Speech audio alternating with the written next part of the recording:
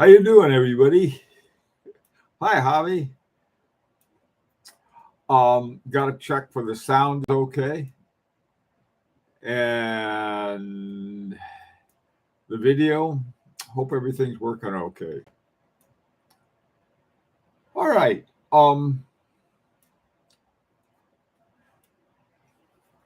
How's everybody doing?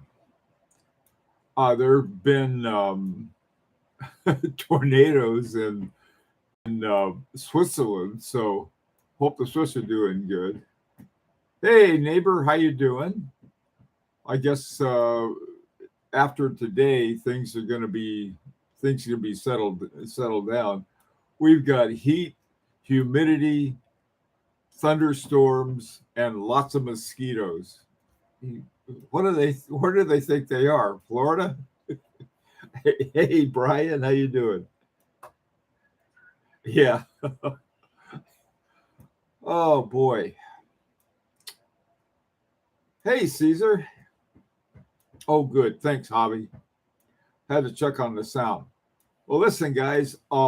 There were a number of things I wanted to talk about this morning, and the more I thought about them, the more it seemed to me that this would be something that is, I think, what I call doable. Hi, Russell and John. How you guys doing? Oh, hey, Russell. Where in Connecticut?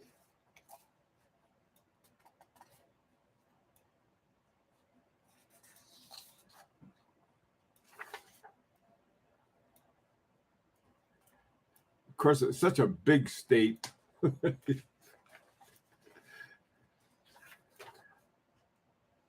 Oh, Berlin. Ah, cool.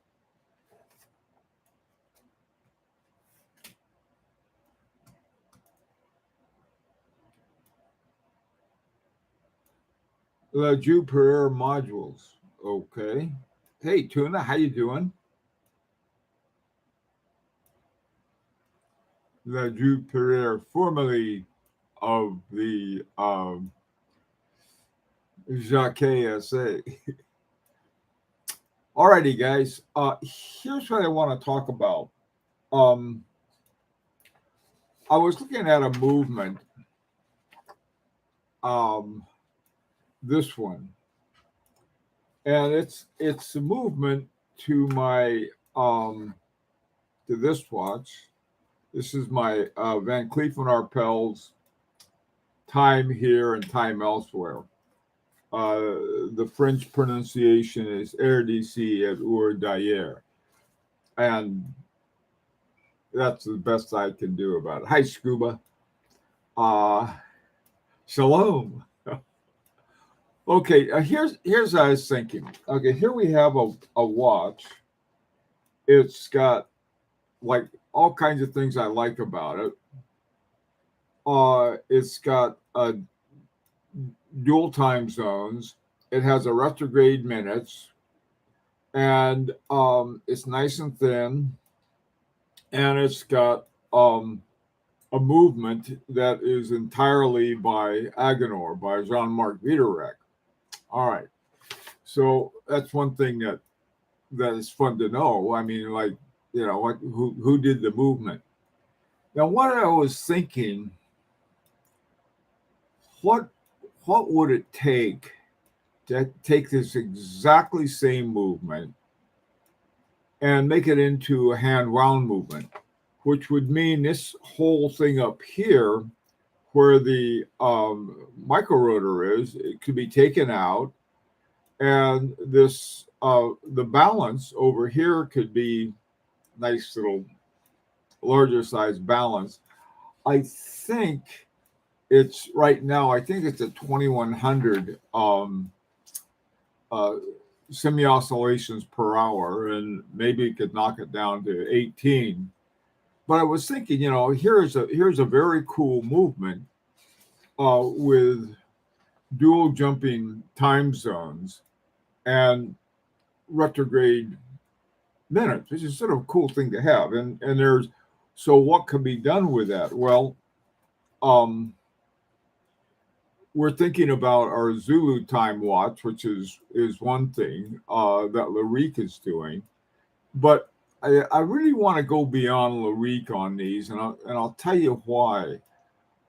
First of all, Larique has become very small, and by that I mean there are a lot more people, it seems, who want to become a part of it than we have.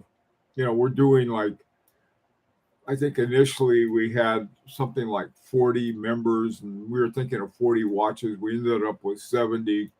This time we have 100 people in the Etude number 2, and we probably got at least 100 more who wanted to become part of it. And on the waiting list for Etude number 3, it's almost filled up. So this is something that I think certain collectors, and this is not all collectors, recognize the importance of really good horology, but it's not affordable. And so I was thinking, well, let's see if there are some ways that maybe we could sort of get something that would be more affordable. Horologically, it'd be a lot of fun. It could be profitable for the watchmakers because, I mean, there's no way that we can pronounce that what we're doing is good for the collectors, and it doesn't have to be good for anybody else. That's not going to work. It's got to be good for the watchmakers and everybody else involved in the process. And yet at the same time, it does take out about close to between 90 and 60% of what people usually pay for when they buy a watch. Okay. Hey, Rancher. Dominic. Hi, Dom. How you doing? So anyway, so I've been thinking about this, is that, well, how hard would it be? And again, I don't know, but I imagine it's not really easy, but not impossible, is to take out the automatic winder and simply change this into hand wound.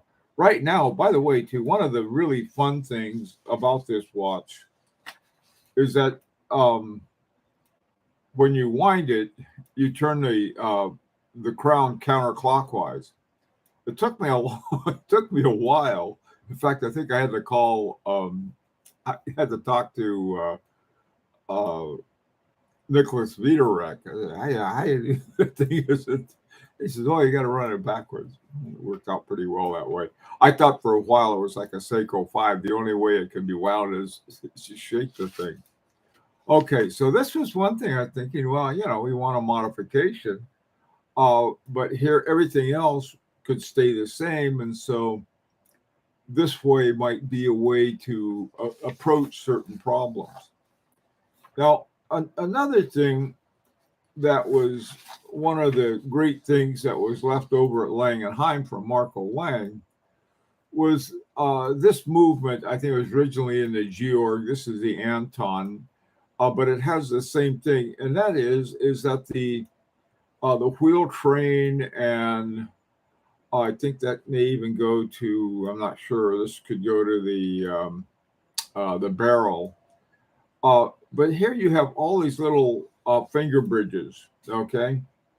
And the finger bridges are different kinds of finger bridges, but these I like because they're small, and you can look at the movement. And that's always again, for a collector, somebody who is, they want to watch, they want accurate time, get an Apple Watch. It's going to be more accurate, and it's going to tell you who's going to win the World Series, everything else that they have. But if you want, a mechanical watch, you're a collector, you're interested in horology, this kind of stuff I think is interesting. And so, like, what I was thinking, how difficult would it be is to take our 6801, and we got these, fairly large plates covering up most of the movement, but simply taking the plates out and use finger bridges to hold everything together, and then we could see everything. Just a thought. Now, the idea that this would be some kind of horological heresy, that's okay. I'm not concerned about heresy, but rather is it's a way of thinking is that um, something like this. I think Chopek has one. The finger bridges aren't exactly like this, but it's the same idea. Is that you have these individual small bridges rather than these great big plates to hold everything together. To me, it would be great for doing service too, because you got access to everything. Okay, before I go on, let me see what else you guys have here. Hey, Rancher, sort of similar to what Breitling did with the BO1 movement, converted it to a manual and called it the BO9. Exactly. This is something that, I mean, you have, you don't want to say, oh, okay, you're going to have to reinvent this whole movement just for us. I think that could be a little daunting, all right, for anybody. But yeah, something like Breitling did with the BO9 and the BO1. Yeah, it would be a buzz for the ACHI. Some movements were designed using a computer and they may be easier to be modified. Good point, Dom. A lot of stuff. I was just watching something on AI this morning, and all the actors are on strike. They're saying, look, they used us, we did all of this stuff, and so we deserve a residual on this. And I was thinking, somebody, let's take some kind of AI and go through one of Jean-Marc Viderec's or Philippe Dufour's or Caribou and Lennon's movement, and then says, "Okay, we got it. Now we can do something like it. That's not a suable clone." And I'm thinking, yeah, that's possible. These things. We're in very interesting times. I mean, a tornado lands in La Chaux-de-Fonds. They've never had a tornado there before. And the rancher said something very funny, I thought. He said, in Oklahoma, we call that Wednesday. There they call it a major disaster. I thought that was funny. Okay, let's see, Dom. Some movements were designed using it. Yeah, you're right. Okay, that was a good point. What if you could do it, but it would require using a silicone hairspring? Not a chance. No way, rancher. I mean, there's only so much heresy that I'll commit, and I don't go beyond that.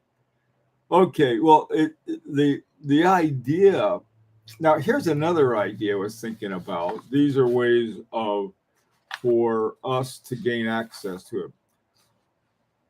One of my favorite watch companies that has struck out so many times at the Grand Prix d'Horlogerie de Genève. It's sort of like Charlie Brown and Lucy. Every time they go there, they have a really interesting watch. I am sure that their watch at least will make it to the nominations. If not, they should win, but they never do. And that is Moritz Grossmann. And I've met Kathleen Hutter. She works you talk about somebody really working hard for her company. And she has some interesting stuff. And one of the most interesting things that they came up with, I tried. It's using this hammer type element. What's that called? A hammer Rossi or something like that. Movement. You can go to the Moritz Grossmann website and take a look at that. And I was thinking, wow, that's a very cool one. Now, I also noticed that the movements, they have certain base movements in Moritz Grossmann, and then they have different variations on it. But to produce something like this, I was thinking, wow, this is really amazing. instead of having this rotor, they have this thing sliding back and forth here. And so the movement, your arm movement, winds it this way. So, wow, that'd be a very cool thing. Also, take a look at this. Notice this is a free sprung um, balance, and they have all of the weights at the opposite ends of it. I thought that was pretty interesting too. Not silicon by anybody's chance. But okay, here's another thing that I was thinking that maybe collectors might approach um, Moritz Grossman or some other company that has something in it that looks like, wow, that'd be really nice. But one thing about Moritz Grossman, their prices are just astronomical. They're very high prices. And that makes it rough on them. It really does. I think what H. Moser did is that they found a way to keep the quality very high, but also make some affordable models. And I don't think that would hurt Moritz Grossman at all. But one way that you can cut down on your expenses is to, for example, let's say some collectors got together and they said, look, um, you've got to make these things anyway. And so you have all of the tooling for it, you have everything you need for it. And if you make 10, it's going to cost you one thing. If you make 20, another, and 100, the unit price starts going way down. What if we paid for and bought that extra 100 or 90 or 50 or whatever? And then these prices, your unit prices would go down. Now, I realize they might look at us and say, yeah, if you guys can do that, and you bring it in at the super low price, who's going to buy it at this higher price? Well, the answer is who's buying it anyway. I mean, you're basically making a whole different watch. I mean, you take Vaucher, for example. Every single Parmigiani, and plus a lot of other watches we may or may not know about, use Vaucher movements. Okay, so you can go in, you can contact Vaucher, and you can get a movement. I think you have to buy a minimum of 20 or 25, something like that. And I don't know what their base level is. I mean, their entry level, what it would cost, but it's something around $1,000, maybe $1,500, somewhere in that neighborhood. But you don't hear from Parmigiani, oh, well, these other companies are buying these movements and we want to use the same movements. And we designed them. Michel Parmigiani was the guy who designed them in the first place.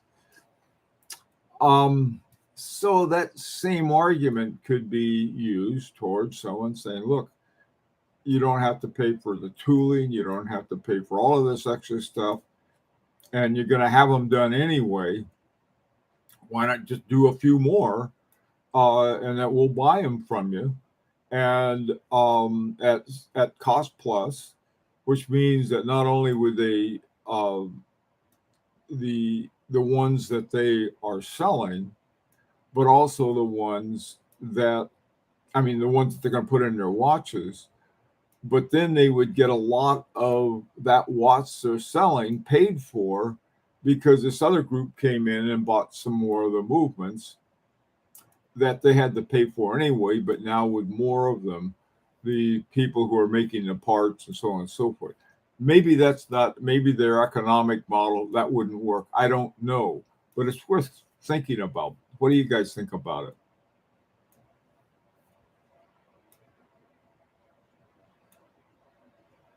Yeah, Dominic. Yeah, that was. You're right. In fact, that was Breguet's design. Is that correct? I think I've always credited Abraham Louis Breguet as the having the first automatic watch. Whether that's right or not, I'm not sure.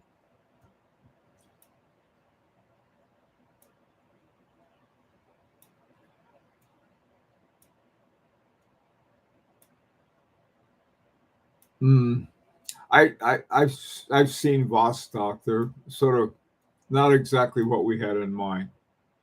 Hey, Hong. Calabrese 52 is one of the iconic modulars. Okay. Hey, Step. Seiko defeated the Swiss and made them abolish multiple of their competition decades ago. The argument is finished as far as quality and accuracy. You argue, but it's nothing but hot air. Step, we don't need the uh, name calling, okay? Doesn't help your argument. It makes you look, you know. Step's a troll. Oh, Step.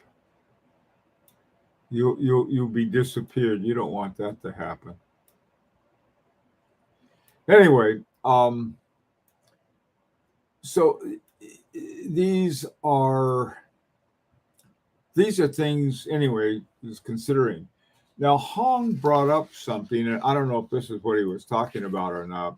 But here's another one. We had talked about this on the Pure Horology page, and this is something now.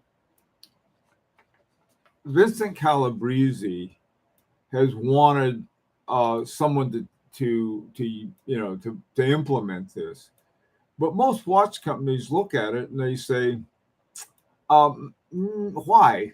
You know, we've got we have a deal with either we're stuck with silicon hairspring, so we already got our hairspring taken care of, or we have some other kind of source that we get our hairsprings. Carl Haas, um, uh, Precision Engineering, or wherever, or even what is it called? Auto Culpa. They also make hairspring. So what do we need this for? And it's experimental. And who do we, Well, so this would be a thing that, in terms of like working with Agenor, who we enjoy working with, is saying, look, why don't we take the 6801? This was our original movement that we worked up with Agenor, and say, instead of using a hairspring, what about putting in this calxis? Could we do something like this? Of course, you may have some other modifications. In fact, you probably definitely would. But how about that for consideration? Put it in as a module. Right now, the balance wheel we're using is by Strauss, from Precision Engineering. I don't know if they call it a Straussman balance wheel. The hairspring that we have is, but it's saying, okay, what about this? This will be the hairspring. We like to get, do a modification of our current movement, and what do you say? Something like that. And so what you're not saying, okay, we want you to, stop the presses, so to speak, make a whole new movement for us, and then put in this calxis hairspring. These are all possibilities we could talk about. Do we have a license or IP requirement from Data Calabrese? Hong, don't, Jesus, Hong. We're talking about ideas now, not God. I didn't hear no argument, just name calling and threats. Step, uh, come on, just you're digging your a hole deeper. Just be nice, no hyperbole, and let's move along. Hey, Robert, you would think watchmakers should like to be different and try something new. It's imagination. Yeah, Robert, that's not all. We would like to think that. I think, this is why I'm thinking that, if uh, I think we've proven to some extent with the REAP that, oh Jesus,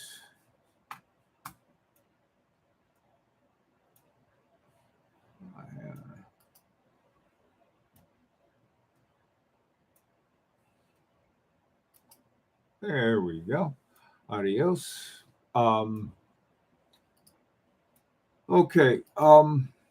Moving right along. I can only put up with nonsense for so long. Okay. So moving right along, as I said, we're having a we're trying to focus on what's possible. Okay, and these are possibilities that we might think about. And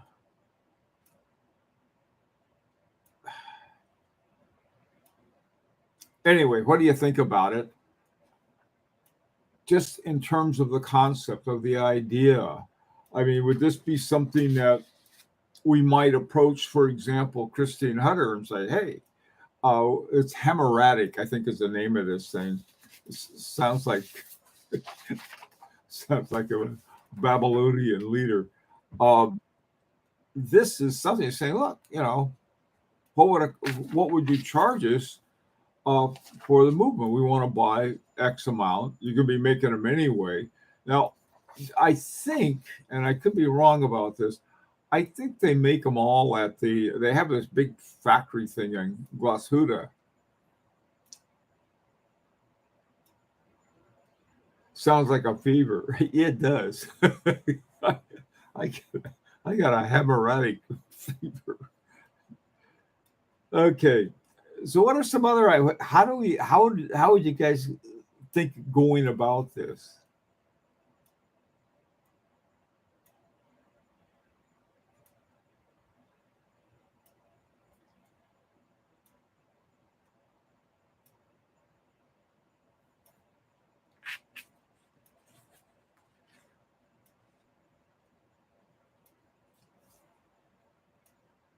I mean, it, I think we either spend more money than we have, which is what we do anyway. But this might be a way that we could start to think about, advancing horology. And like I said, one of the crucial things we would have to do is make it not only worthwhile. This isn't like we don't want to come across as sort of some kind of charity ward, because we're not. Believe me, we're not. But on the other hand, we're not, we don't line up at the popular watch gate, so to speak, and get in a big long line and hope and pray that they will let us in if we pay a premium or something stupid like that. There's so much of that going on, and uh, and without much interest in horology. That's what gets me.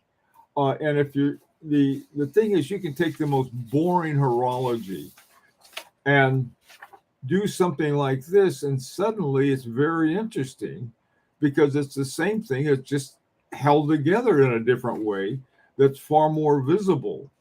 And like I said, this one was from Marco Lang. He designed this and the Anton as well as the Georg, probably some other ones, but he made all of this visible. Shopek did in a little different way, and I'm sure there are other watchmakers that have movements that are sort of very open like this. Not the skeletonized. Skeletonized is different in that you got all of the things that make it more difficult to see.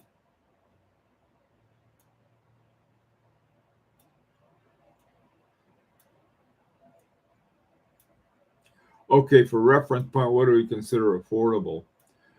John, all we can say is less than we're paying now. That's about it. Um, let's let's say under 10,000. I mean, in 10,000, 5,000 is a whole lot of money. 2,000 is a lot of money for archaic technology that we put on our wrist. Okay, I would agree with that. But for purposes of discussion, how will say under 10,000?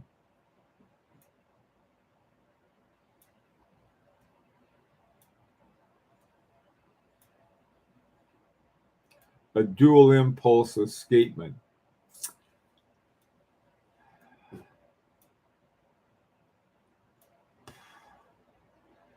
Joas, I I read about it and I don't remember exactly what it is, but it sounds interesting. Okay. I wish it goes, oh, yes, I know exactly what that is, but I don't. I remember hearing about it, but I don't know what the details of it, to make an intelligent response to you, really. Okay, it's time to go. I know I sort of rattled on. Let me take a look at these last two comments. Uh,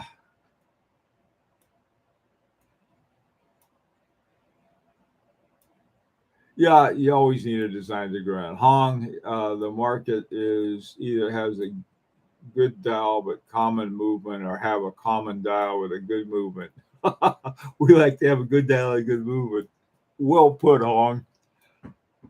Hey, Dan, I think it'd be worth exploring all of these variants. Yeah. Let me say something else too. I just before I go on this thing. Um,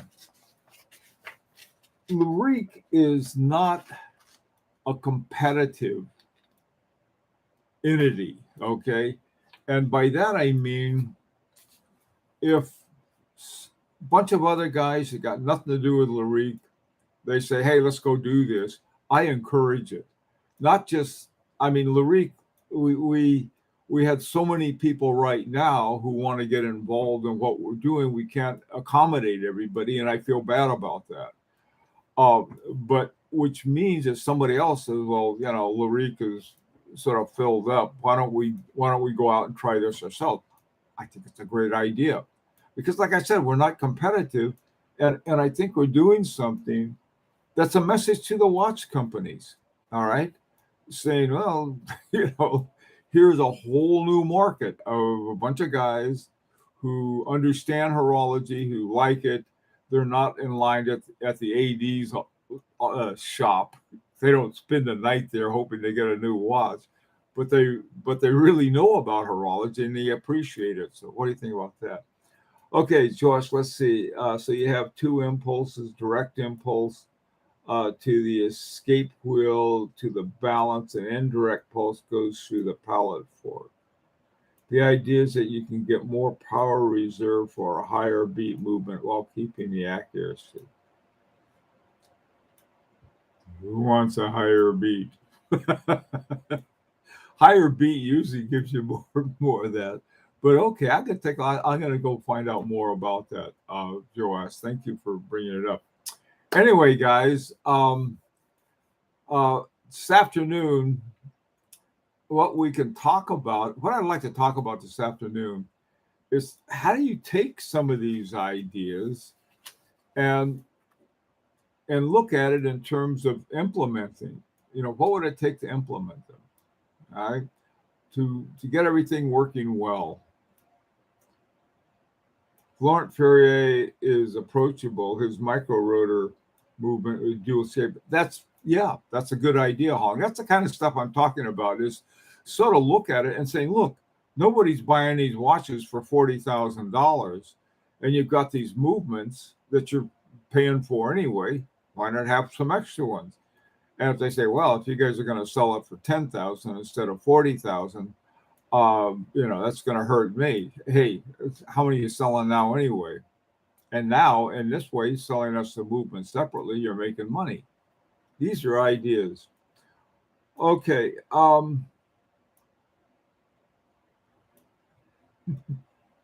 right.